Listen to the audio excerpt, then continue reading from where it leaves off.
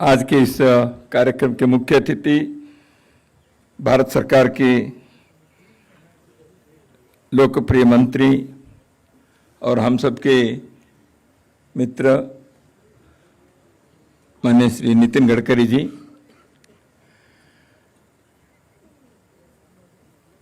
जिनके आग्रह और चिंतन पर ये कार्यक्रम आज संपन्न हो रहा है, जिनके बारे में बाकी विशेषण देने की जरूरत नहीं। यहाँ बैठे हुए प्रत्येक व्यक्ति को मुझसे अच्छी तरह से आप उन महानुभावों को जानते हैं। माननीय राम बहादुर राय जी, आदरणीय श्री गोविंदाचार्य जी, मंच पर आसीन सत्यानंद जोशी जी, अरविंद मार्डीकर जी, आकाश जी, सभागार में उपस्थित सभी विशिष्ट वंदनीय जन भाई और बहनों, आपातकाल घोषित होकर 50 वर्ष पूर्ण हो गए और कई बार 25 या 26 जून को, इससे पहले भी आपातकाल के और जैसे अभी राय साहब ने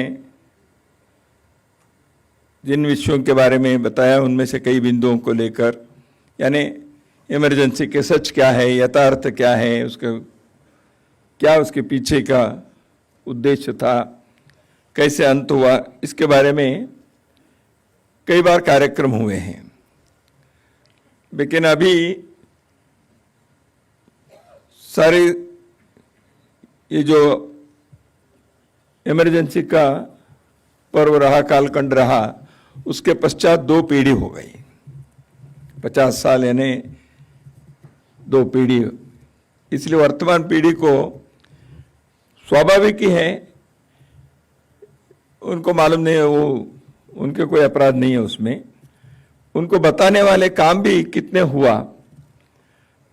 तो इमरजेंसी के बारे में जब कार्यक्रम होते हैं, एक दृष्टि से ओल्ड बॉयज क्लब जैसे पुराने लोग अपनी याद बनाने के लिए इकट्ठे हो जाते हैं। अब ऐसे हुआ था, वैसे हुआ था, एक दूसरे को हम बताते रहेंगे। तो हमारे लिए तो पुरानी यादें हैं।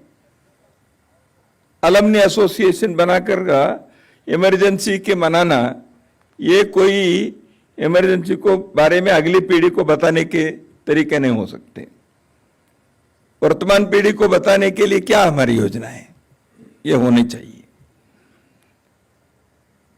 लोकतंत्र के संदर्भ में, संविधान के संदर्भ में, भारत में इतने बड़े देश के ऊपर एक तानाशाही से सब प्रकार के मौलिक अधिकार का हनन करने का प्रयत्न कोई करने के सोच भी सकते हैं, और सोचेंगे, प्रयत्न करेंगे तो भी वो सफल नहीं हो सकते हैं। ये जो भारत की इतिहास है, इसके जो पाठ है, इसके जो संदेश है, इसके पीछे की जो सावधानी बरतने की बात है, इन बातों को हर पीढ़ी को बतानी चाहिए। अन्यथा 26 जून के 25 जून के कार्यक्रम हमारे पुराने मित्रों के इकट्ठा करने के यादगार के स्मृति दिवस नहीं है, ऐसे मुझे लगता है। इसलिए गोविंदाचार्य जी, राम बहादुर राय जी सरीके लोग बार बार इसके खतरे के घंटे बताते हैं, उसके क्या हुआ। अब माननीय राय साहब ने एक पुस्तक लिखी है, मैं इसे बैठे बैठे अभी देख रहा था, तो मुझे लग रहा था इसमें कई बातें भाषण में भी थोड़े से उन्होंने उल्लेख भी किया है। इस प्रकार के विश्लेषण करने वाले पुस्तक लेख तो उसकी आवश्यकता है, और वो वर्तमान पीढ़ी को पहुंचने चाहिए, चर्चा होनी चाहिए। आपने विद्यार्थी परिषद के नाम लिया, कई बार मैं तो विद्यार्थी परिषद का कार्य करता रहा हूं, यहाँ बहुत सारे लोग बैठे हैं, राय साहब ने भी लिया। इसलिए अगली पीढ़ी को बताने का काम विद्यार्थी परिषद जैसे संगठन के, आज यूनिवर्सिटी में जो विद्यार्थी है उनके लिए स्टडी सर्कल चलानी चाहिए। इमरजेंसी क्या रही, क्यों उसका अध्ययन करना चाहिए, उससे क्या पाठ सीखने चाहिए। अगर विद्यार्थी परिषद ने परसों एक बड़ा कार्यक्रम भी किया है। देश भर में उन्होंने इस दृष्टि से साहित्य भी और वर्तमान पीढ़ी के विद्यार्थी जो है उनको इस बताने के प्रयत्न वो कर भी रहे हैं। ऐसे काम होना चाहिए। इमरजेंसी क्यों लगी, उसका क्या हुआ, इसके बारे में तो हमने कई बार सुने। माननीय नितिन गडकरी जी ने भी कई बातों के बारे में उन्होंने याद भी दिला है। इंदिरा जी अपने सत्ता को बचाने, अपनी कुर्सी को बचाने के लिए लोकतंत्र का हनन किया, संविधान की हत्या की, ये सब बार बार उल्लेख भी हुआ है। 3 मोर्चे पर इंदिरा जी हार गई थी। अदालत में हार गई, राजनारायण जी ने जो केस लगाए थे उसमें, तो इसलिए उनके संसद रहने के जो अधिकार था वो रद्द हो गया। इसलिए संसद नहीं रहे तो प्रधानमंत्री भी नहीं है। ये तो न्यायालय में उनके हार हुई थी, लेकिन और 2 जगह पर हार गई थी। कई लोगों को याद भी है, मैं स्मरण दिलाना चाहता हूं। गुजरात में जनता फ्रंट चुनाव में जीत गई थी, कांग्रेस हार गई थी विधानसभा में। जब देश के अंदर युवाओं के, विद्यार्थियों के आंदोलन हुआ, जिसको जेपी आंदोलन के नाम भी हम सब जानते हैं, उस आंदोलन के शुरुआत के दौर पर जब प्रारंभ हुआ, थोड़े दिन में जो गुजरात में चुनाव हुए, तो विधानसभा में कांग्रेस हारकर जनता फ्रंट जीत गई। तो इसका अर्थ चुनाव में हार। तीसरे मोर्चे पर हारी थी, वो जनता की अदालत में।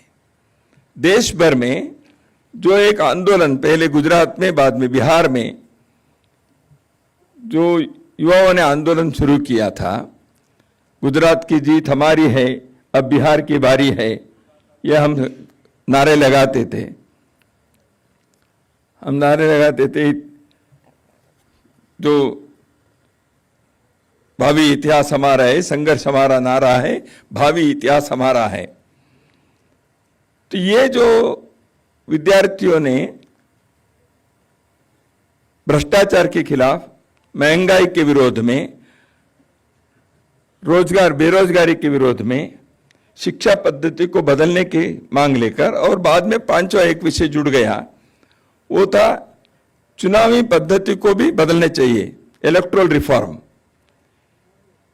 तो इसलिए ये जो शुरू हुआ था, उन विषयों के बारे में चर्चा होनी चाहिए। उसमें पिछले 50 साल में कई बातें बार बार इस आंदोलन से जुड़े हुए लोगों ने इन विषयों को आगे बढ़ाया, उसको हमें नहीं भूलना चाहिए। हमने उस समय कहा था शिक्षा नीति में बदलनी चाहिए। 86 में एक बार तो कांग्रेस सरकार, अभी एक सर्वसम्मति से जो शिक्षा नीति आई, देश में रोजगार सृजन के लिए आग्रह, चुनावी पद्धति में 2000 में जब अटल जी की सरकार थी, 50 साल गणतंत्र के होने पर 5 डिबेट्स देश भर में संस्कृति मंत्रालय के द्वारा, रिफॉर्म डिबेट्स, उसमें शिक्षा के बारे में एक डिबेट, वो कार्यक्रम हुआ कोलकाता में, दिल्ली में। देश के एडमिनिस्ट्रेटिव, प्रशासनिक पद्धति इसमें बदल आनी चाहिए, क्योंकि ये जो अंग्रेजों के जो सिस्टम चलता रहा है, तो इस प्रशासनिक पद्धति में भारत के अनुकूल प्रशासनिक पद्धति को लाने के लिए होनी चाहिए। यह विचार किया गया एक सेमिनार में। देश के न्यायांग, न्यायालय की पद्धति जो है, जुडिशियरी, इसके बारे में एक सेमिनार में किया। इलेक्टोरल रिफॉर्म होना चाहिए, इसके बारे में किया। डेवलपमेंटल मॉडल क्या हो, इसके बारे में किया। सबके रिपोर्ट छपे हैं 2000 के इसमें। मैं कहने का मेरा तात्पर्य है, हम विषय को उठाए तो एक हो गया, बाकी इमरजेंसी के याद करते रहेंगे, ऐसे नहीं है। इन विषयों को भी आगे बढ़ाने का विषय था। जैसे जिन लोगों ने युवाओं के आंदोलन प्रारंभ किए, उस पीढ़ी ने आगे इस चीज को लगातार आगे करने का प्रयत्न किए हैं।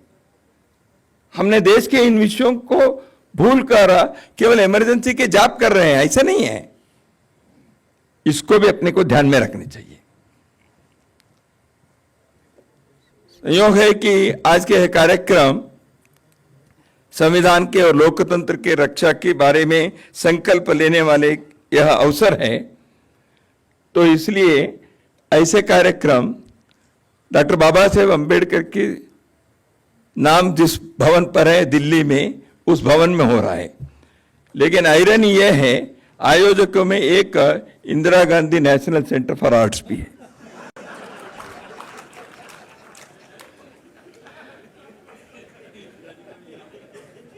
और आयरनी के और आगे है, उसके अध्यक्ष राम बहादुर राय जी हैं। नियति क्या क्या करती है, तो इसका एक उदाहरण यहां है। तो इमरजेंसी जिस दिन उसकी घोषणा हुई, मैं बेंगलुरु में संघ की शाखा में सुबह गया था, तो पता चला उन दिनों में मोबाइल नहीं था। आज की पीढ़ी को मालूम भी नहीं होता मोबाइल नहीं होने से क्या होता है। बेंगलुरु में टीवी भी नहीं था, 1975 में कोई टीवी वगैरह नहीं थे। तो हमको मालूम था पिछले दिन दिल्ली में कार्यक्रम हुआ था 25 को, बड़ा कार्यक्रम। और बेंगलुरु में अटल जी, अडवाणी जी, मधु दंडवते जी, एस.एन. मिश्रा जी, श्यामनंदन मिश्रा जी एक पार्लियामेंट्री कमेटी के टूर पर बेंगलुरु आकर वहां ठहरे थे। उसमें 3 लोग विधायक भवन के गेस्ट हाउस में थे और मधु दंडवते जी अशोक होटल में थे। ये हमको पिछले दिन मालूम था, क्योंकि हम आंदोलन में थे ही, आंदोलन तो चल ही रहा था, तो हम सब आंदोलन में रहे। तो हमको बोला इमरजेंसी घोषित हो गई, तो तुरंत हम मोटर पर विधायक भवन के गेस्ट हाउस जो है वहां गए। अटल जी, अडवाणी जी को मिलेंगे, बताएंगे ऐसे। तो जैसे हम गए, तीनों तैयार होकर नीचे उतर रहे थे जलपान करके, उनके जो कमेटी की मीटिंग थी उसमें हमने बताया ये हुआ है। तो तब तक उनको भी थोड़ी सी जानकारी मिली होगी, लेकिन उन दिनों में मोबाइल नहीं था आपकी जानकारी के लिए। और सरकारी गेस्ट हाउस के फोन ट्रंकाल इतने काम भी करते नहीं थे उन दिनों में। आज करते हैं कि मुझे मालूम नहीं है, क्योंकि मोबाइल हो गया है सबके पास। तो उस समय में हमारे सामने अटल जी, अडवाणी जी, श्यामनंदन मिश्रा जी के गिरफ्तारी हुई। हम देख रहे थे, हम उस ऐतिहासिक क्षण के साक्षी रहे। तो हमने जब बताया तो अच्छा ही है, और क्या हुआ तो क्या वो पता करो। तो इमरजेंसी लग गई। तब तक जैसे अभी राज साहब ने कहा, अंदाज तो पहले भी के.आर. मलकानी जी को, अभी प्रफुल्ल केतकर जी कह रहे थे, मलकानी जी को दिल्ली में आईबी के लोगों ने 1 सप्ताह पहले ही बुलाया था बातचीत करने के लिए, क्योंकि उन्होंने इमरजेंसी के बारे में ऐसे हो सकता है ऐसे अपने एडिटोरियल में लिखा था। तो उनको कैसे पता चला क्या है, ये पता करने के लिए। तो इसलिए अडवाणी जी, अटल जी को कुछ तो मालूम हुआ होगा, दिल्ली से वो चले थे बेंगलुरु। तो अडवाणी जी ने कहा यूएनए को फोन लगाओ। तो पुलिस आकर खड़े हैं उनको ले जाने के लिए। एस.एन. मिश्रा जी कह रहे वेरी द वारंट। तो बेंगलुरु के सिटी पुलिस कमिश्नर ने कहा sir there is no warrant, there is no need, आपका वारंट के बिना है। Don't teach me law, I am the law maker, ऐसे उन्होंने एस.एन. मिश्रा जी ने कहा, मुझे आज भी याद है। तो पुलिस अफसर क्या कहेंगे, वो तो खड़े थे। तो उन्होंने कहा नहीं नहीं नहीं, bring the warrant then I will be. तो अटल जी ने, मिश्रा जी अब तो मामा के घर जाना ही पड़ेगा ऐसे। तो तब तक अडवाणी जी, मैं इसलिए कह रहा हूं वो ऐतिहासिक क्षण था। अडवाणी जी ने कहा यूएनए पीटीए को फोन लगाओ, तो हम मार दे। तो अटल जी ने पूछा क्या करना है, नहीं फोन पर एक स्टेटमेंट देता हूं। अटल जी ने कहा आपके स्टेटमेंट छापने वाला कौन है। ही न्यू, अटल जी को मालूम था ये नहीं छपने वाला है। तो ऐसे देश में जिस प्रकार के मौलिक अधिकार का हनन करते हुए, लोकतंत्र की हत्या करते हुए, संविधान की धज्जी उड़ाकर भारत के एक जनमानस के आवाज को संपूर्ण रूप से दमन करने का एक नारकीय राक्षसीय प्रयास हुआ, सफल नहीं हुए। कुछ समय के लिए तो वो सफलता मिली उनको, लेकिन उसके कारण नुकसान क्या हुआ, नितिन जी ने बहुत सारे घरों के जो बर्बाद हुआ बताया। व्यक्तिगत रूप से कई लोगों के जीवन में जेल में रहने के कारण, अंडरग्राउंड में रहने के कारण, व्यवसाय में, नौकरी में जो नुकसान हुआ वो एक। पुलिस लॉकअप में जिस प्रकार के टॉर्चर के कारण, थर्ड डिग्री मेथड जिनके साथ हुआ, दिल्ली में ओम प्रकाश कोहली जी जैसे उनके शारीरिक अवस्था थी, कॉलेज के यूनिवर्सिटी के प्रोफेसर, उनके साथ क्या हुआ लॉकअप में। ऐसे हिंदुस्तान भर में एक जगह भाई, दो जगह नहीं। मैं ये नहीं कहता ये सबके लिए ऑर्डर यहां से दिल्ली से गया होगा, लेकिन जब ऊपर के लोगों के, जो सत्ता पर बैठे हुए लोगों के अधिकार के लालसा के कारण और उनके अहंकार के कारण या उनके मद के कारण, जब वो कुछ इशारा करते हैं, नीचे के तंत्र कैसे काम करता है उसका एक अत्यंत घोर उदाहरण इमरजेंसी है। मैं ये नहीं कहता कर्नाटक में किसी जिले के पुलिस लॉकअप में रहने वाले व्यक्ति को यहां से सूचना गई थी, लेकिन उन्होंने पकड़ लिया। क्या करना चाहिए? तो दबाओ। तो उनके हाथ में जो था वो सब किया उन्होंने। किसी को कैंडल से जलाया, किसी को एरोप्लेन लगाया, किसी को और कुछ किया, तरह तरह के उन्होंने करना शुरू कर दिया। यानी हमारे देश में उस समय देश के 25 साल आजादी के बाद हो गए थे, तो हम अंग्रेज लोगों ने भारत पर जो हुकूमत किए, उन्होंने यहां के लोगों के साथ गुलाम जैसे व्यवहार किया। वह अपने सत्ता के तंत्र को वही सत्ता चलाने की तरीका है, ऐसे तब तक रहा है। इस मानसिकता ये जो है, इससे बाहर आनी चाहिए। We are not the rulers.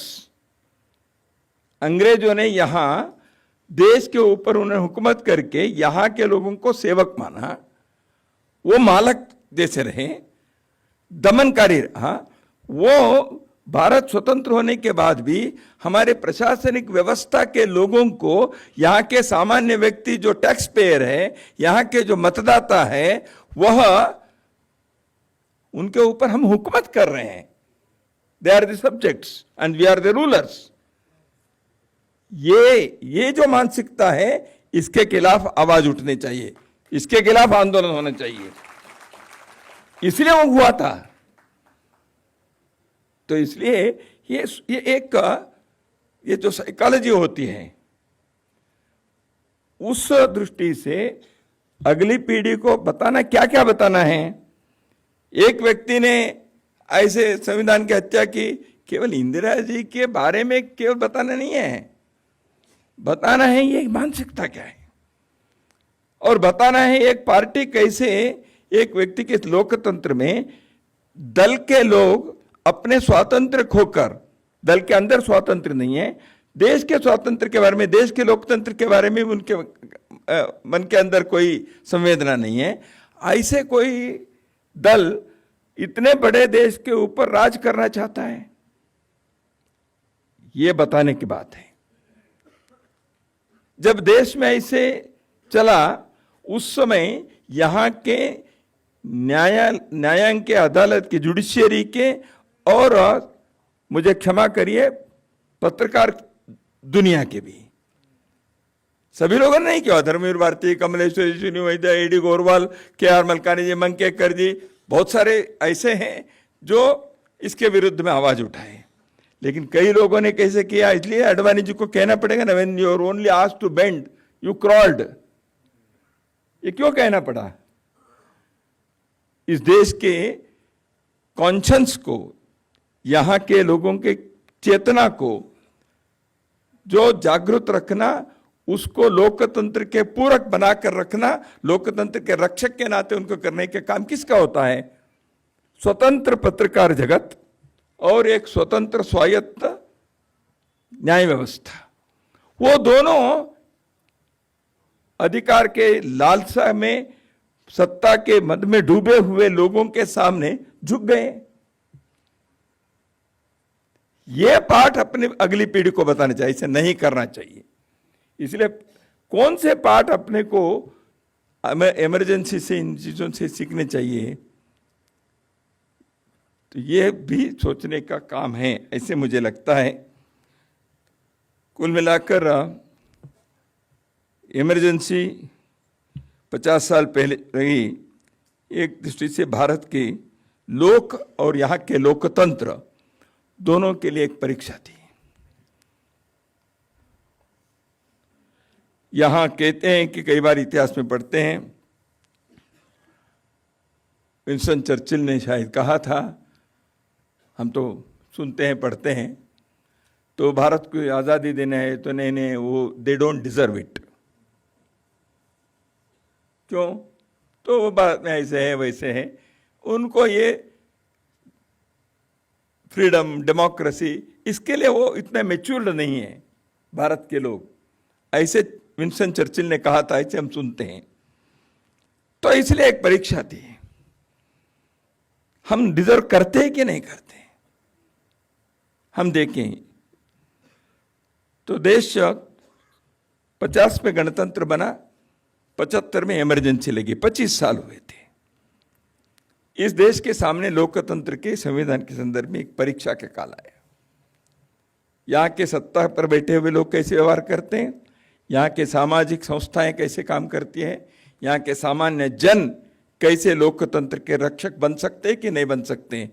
तो एक देश के सामने एक चुनौतीपूर्ण घड़ी जब आई, उस समय इस देश के नौजवानों ने, इस देश के सामाजिक चेतना ने, इस देश के देशप्रेमी लोगों ने, इस देश के लोकतंत्र के रक्षकों ने इस परीक्षा में अद्भुत ढंग से पास होकर उन्हें क्या, ये संभव नहीं है। दुनिया के सामने हमने कहा, Winston Churchill, this country, this nation deserves democracy, यह हमने दिखाया। ठीक है, कुछ लोगों के मन में आया होगा इसको समाप्त करने के, दमन करने के, हत्या करने के उन्होंने प्रयत्न किया।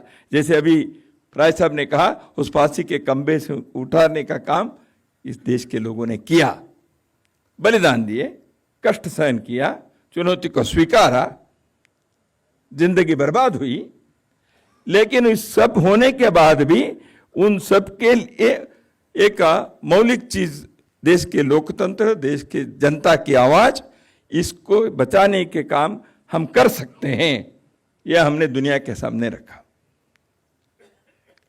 लोकतंत्र इमरजेंसी के संदर्भ में जो हुए वो सारे, बाद में एक पुलिस कमीशन बना, क्योंकि बहुत सारे लोग जेल में गए। जेल के अंदर क्या है, मैनुअल अंग्रेजों के ज़माने का। मैं कर्नाटक के जेल में था, मीसा में। मैं पहले बेंगलुरु जेल में रहा, बाद में बल्ला जेल में रहा। पहले 6 महीने अंडरग्राउंड में सत्याग्रह वगैरह के आयोजन में था, बाद में मैं पकड़ा गया। मैं इसलिए कह रहा हूँ, मैं जेल में रहा ये कहने के लिए नहीं। कर्नाटक में 4 जेल थे, Bengaluru central jail, Ballari central jail, Gulbarga central jail, Belgaum central jail. चारों जेल के मैनुअल 4 अलग अलग है। Ballari central jail was ruled by Madras act. Gulbarga central, क्योंकि वो निजाम का कर्नाटक था उस समय, तो इसलिए वो हैदराबाद। बेलगाम सेंट्रल जेल के रूल मुंबई प्रोविंस के, और बेंगलुरु सेंट्रल जेल वोड मैसूर स्टेट के। 4 जगह पर 4 मैनुअल है अलग अलग। तो हमको पता चला हम जेल में जाने के बाद, नहीं तो कौन देखता है। तो मैं ये कह रहा हूं, रिफॉर्म की क्या क्या आवश्यकता थी।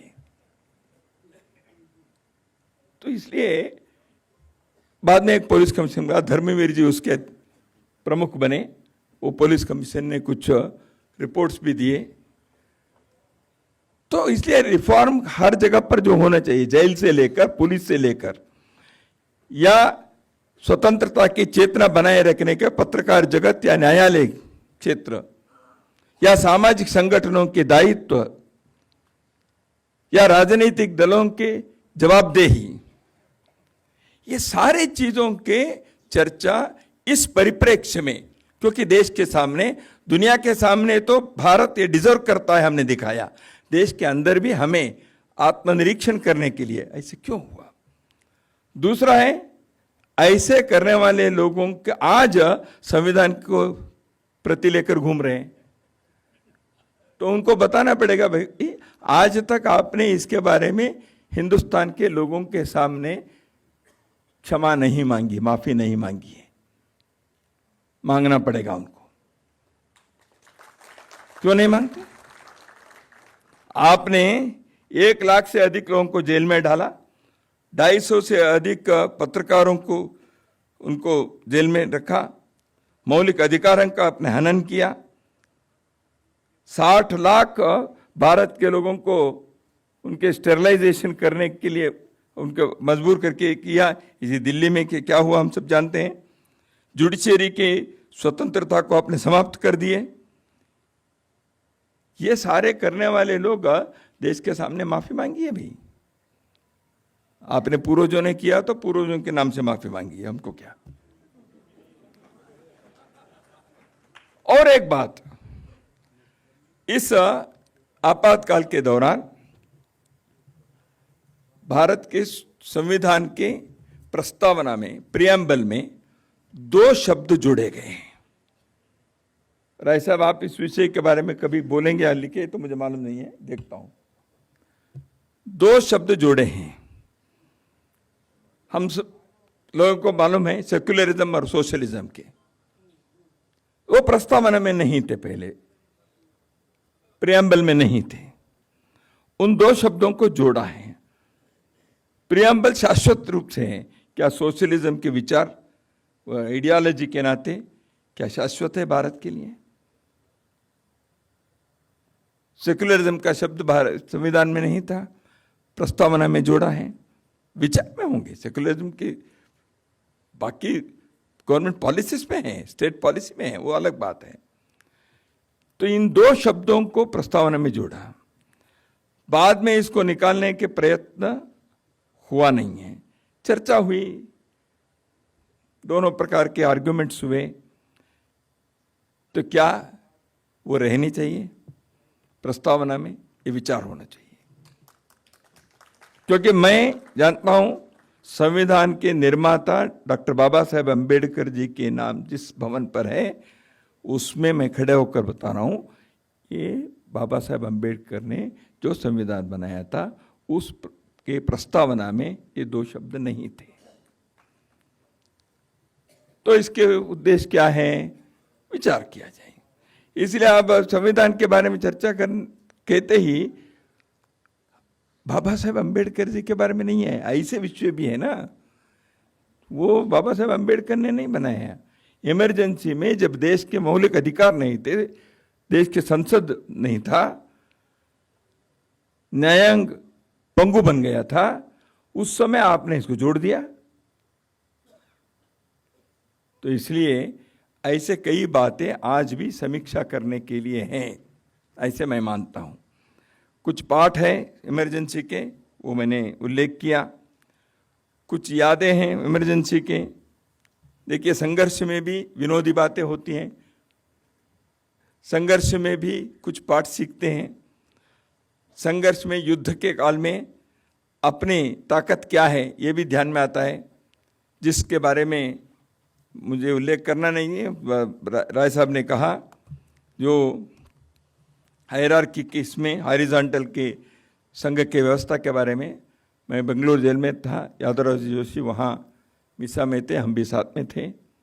यादवराव जी और बाला साहेब देवरस जी के बीच लगभग 10-12 पत्रों के आना यहाँ हुआ था। उस पत्र को लिखने का कार्य यादवराव जी कहते थे, लिखने का कार्य मैं करता था, इसलिए मुझे मालूम है। तो उस समय चुनाव के बारे में जो आपने उल्लेख किया, ये सारी बातें थी। बेंगलुरु के जेल के अंदर भी कई लोगों ने कहा, जैसे आपने कहा अभी, चुनाव कैसे लड़ेंगे, हमारे पास पैसे कहाँ हैं, लोग कहाँ हैं, समय कहाँ है, फरवरी में चुनाव की घोषणा हुई, मार्च में चुनाव करेंगे तो घूमने के लिए लोग नहीं हैं, कई लोग जेल में हैं, कैसे होगा, ऐसे था। उस समय यादवराव जी ने वहाँ के लोगों को बताया, आप बाहर तैयारी करिए, लोग आएंगे, यह मौका है, चुनाव लड़ने हारना जीतना बात की बात है, यह मौका है, आपको मौका मिला है घर घर तक जाकर पहुंचकर क्या इमरजेंसी के ये बताने के लिए अवसर है। चुनाव लड़ना इसलिए आवश्यक है, लोगों को हम बता सकेंगे और हो सकता है जीत भी सकेंगे, तो इसलिए इस मौका को गंवाना नहीं चाहिए, यह यादवराव जी ने कहा। तो मैं इसलिए कह रहा हूं, जो पत्राचार चल रहे थे उसमें इनसे कई बातों के संदर्भ में उन दिनों में जेल के अंदर जेल के बाहर रहने वाले, दूरदृष्टि रखने वाले संगठन के नेता, आंदोलन के नेता इन विषयों को सोच समझकर करते रहे। इसलिए भारत के लोकतंत्र, भारत के संविधान, भारत की चेतना यह सुरक्षित रहे। आज की पीढ़ी के सामने कहने के लिए हमें, लेकिन मैं कहूँगा, कई बार कहते हैं इमरजेंसी उनके कारण है, इनके कारण है, ये दो लोगों के कारण आया है, ये बैठे हैं ना, इनके कारण आ गया। तो ये जेपी आंदोलन वगैरह नहीं करते तो हम ये सारे होता नहीं था भाई। तो इसलिए इमरजेंसी के शिल्पकार कौन, ये नहीं है, लेकिन इमरजेंसी के जो हुआ, इस देश को हिलाया, इस देश के नौजवान द्वितीय स्वतंत्रता संग्राम में सहभागी होने जैसे का अवसर मिला, देश के अंदर एक आवाज उठाने का कार्य किया। इमरजेंसी लागू होने से 1 साल पहले ही मीसा में राय साहब बंदी हो गए थे। पुनः एक बार इस आपातकाल के दौरान जिन लोगों ने सब प्रकार के संघर्ष में सहभागी होकर जेल के अंदर रहे, बाहर रहे, अंडरग्राउंड रहे, जो भी रहे, और उनका सहयोग करने वाले प्रत्येक व्यक्ति जो आज जीवित है, नहीं है, उन सब के प्रति मैं श्रद्धा से अभिवादन और अभिनंदन करता हूं, धन्यवाद देता हूं। इमरजेंसी के पाठ को हम अगली पीढ़ी को बताएं और इमरजेंसी के सीखे हुए चीज़ों को हम अपने हृदय में धारण करें। इमरजेंसी की अच्छी स्मृति को बार बार कहते रहें, आनंद भी लें। नमस्कार।